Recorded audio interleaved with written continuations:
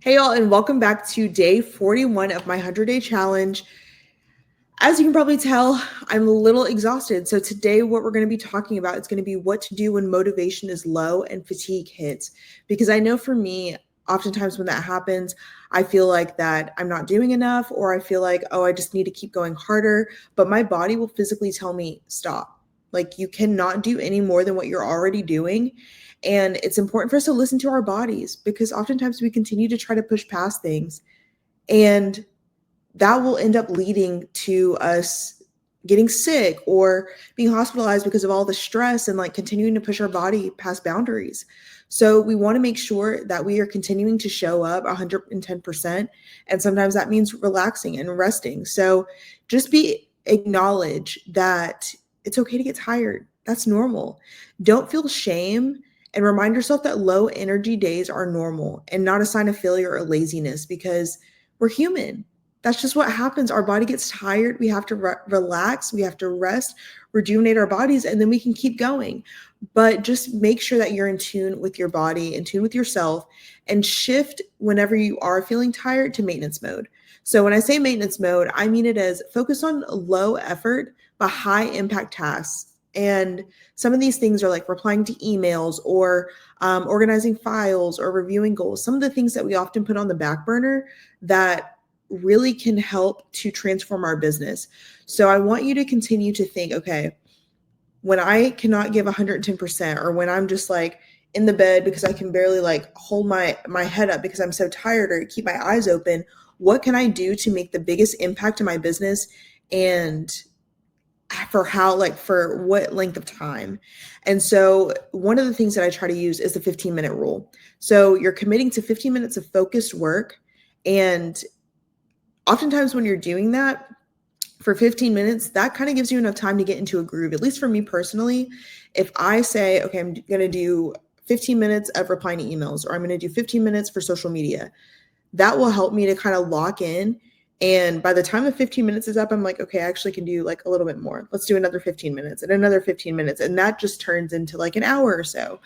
But when you're committing to that, it makes it mentally like you feel that it's a smaller chunk for you to be able to dissect. So then momentum often builds once you start. So don't think of it as like, okay, I need to go into this and I need to spend 3 hours, because that's just way too long for your attention span. And I know for me personally, if I go into something like that, I'm not going to probably do it, because I'm just going to get sidetracked very easily. I have ADHD and ADD, and I'm like squirrel, and I get off task. So commit to just smaller segments of 15 minutes, and that will help you to go a longer way. Honor rest. Guys, oh my goodness, use rest as a strategy. Resting is not slacking, it's a business strategy. So I always tell myself that, because I feel like sometimes when I'm resting, I'm like, okay, I could actually be doing this, or I could actually be making content, or I could be updating my course. Like, all of these different things come to my head about what I could be doing. But sometimes the most productive thing you can do is recover. There's nothing like being able to show up 110% for whatever it is that you're doing, whatever business you're running, whatever team you're leading, and you're doing yourself and your team and your business and even the consumers a disservice by you not resting and not recovering, because you can't show up 110% if you're tired all the time. So continue to reconnect with your why. I think that's one of the things that helps me to stay focused, stay grounded with what it is that I'm trying to do, because I revisit my mission. And using a vision board is great, or testimonials from like your past clients to reignite your spark. Like, look at thank you notes that you get from your previous clients, or if they sent you a video and was just like, oh my gosh, thank you so much. Look at the text messages that they sent you of how appreciative they are of your help. All of those things help you to reconnect back with, this is why you do it. Oftentimes as entrepreneurs, we just forget, because we get into the daily grind, and days are not always easy. Sometimes we see entrepreneurship and being a founder as like this glitz and glamour, but I'm here to show you that it takes a lot of hard work and effort, and not all days are going to be pretty. Some days, even potentially most, especially in the beginning, are not going to be glitz and glamour. They're going to be exhausting, because you are bootstrapping. You are figuring out how you can make this business idea come to life. You're validating your offer. You're trying to get in front of new clients. You're trying to start marketing. it's just a lot of trial and error. And so you have to be grounded with your why and keep it front and center. Like, have a sticky note on your laptop, or have a sticky note on your mirror, or something sitting beside you, like that you wake up to every single day and you see it and it's like, boom, that's my why. That's why I show up every day. That's why I do what I do. Because if not, if I don't do what I'm doing, I'm not going to be able to help to serve the ideal audience that I'm trying to serve, and I'm going to be doing them a disservice. And I know that God put me on this earth to be a leader.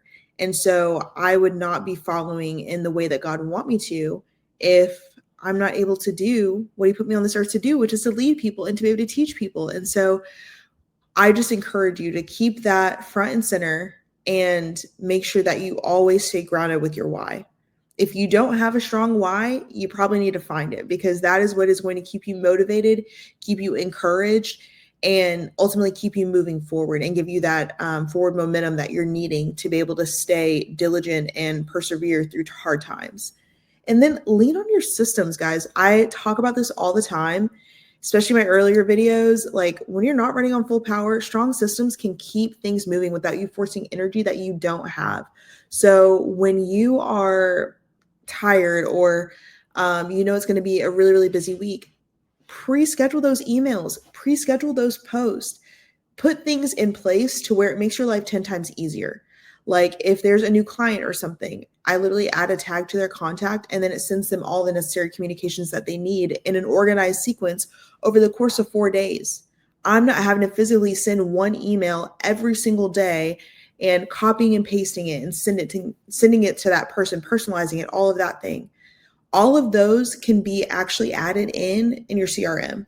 And that's why it's important to have a really good CRM that's going to support the type of business model that you have, and that's going to ultimately help you to continue to grow within your business. Because if you don't have the right CRM, you can either overcomplicate it, or it won't be as robust as you need. And we want to make sure that we're able to segment our audience with tagging and all that stuff. That's a completely separate video dealing with CRMs, but just make sure you have some systems in place to make your life easier, especially when you're not running on 110%. And then call in support. I know as business owners, we think that it's a bad thing if we can't do everything on our own. And we get into this preconceived notion, oh, I don't need help, or I can do this. Like, I got it. I don't delegate, blah, blah, blah, blah, blah. No. If you have a team, or even like a business partner or a business bestie, whatever it is, delegate something or check in with them for a boost of accountability or encouragement. Stop trying to do everything by yourself. You have a team for a reason. You're building a business. There are certain times that you are going to have to step in and do some of the things that you don't love to do. But if you know that sales is not your specialty, hire a salesperson. If you know that marketing is not your thing, hire a marketing agency. There are other people and resources out there that you can use that will help you to scale to where you need to be. And not all of them are going to be super, super expensive, but not all of them are going to be cheap either. Like, there are going to be a happy medium, and sometimes it takes an investment, but that is just knowing where you're at right now. And so I just encourage you to do what you can when motivation is low and fatigue hits. There are ways for you to continue to pour into your business and to show up not only for you, but for your team, for your consumer, all of these things. There's a way to do it without you burning out and without you just not being able to rejuvenate yourself. Because again, you want to be able to show up the best possible version of yourself that you can. And the only way to do that is by getting adequate rest and staying very, very grounded with your why. So I hope this was helpful. I know I'm exhausted today, but I hope this shows you like a real glimpse of sometimes entrepreneurship is just difficult. Not all days you're going to feel chipper and like giddy. Like, some days are just going to be tougher and you're going to be tired, and that's okay. But just continue to show up the best way that you possibly can. So if this was helpful, please feel free to subscribe to my channel, and I will see y'all tomorrow.